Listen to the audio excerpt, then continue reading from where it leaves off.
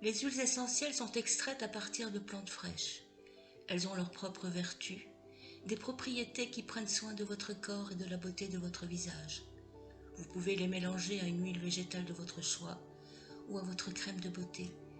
Elles répondront à vos besoins de manière efficace pour soigner votre corps, votre esprit, votre peau. Ne pas les utiliser pures sur la peau, du fait de leur grande concentration en principes actifs, de par leur puissance, ne pas les utiliser sur les femmes enceintes, les enfants de moins de 12 ans, les animaux, sauf certaines. Ne pas en mettre sur les muqueuses, les yeux, le nez, la bouche. Bien se laver les mains après utilisation. Il ne faut pas utiliser les huiles essentielles photosensibilisantes, en général les agrumes comme le citron, avant une exposition au soleil. Avant l'utilisation d'une préparation, déposer quelques gouttes dans le creux du coude, attendre quelques minutes afin de vérifier s'il n'y a pas d'allergie au produit.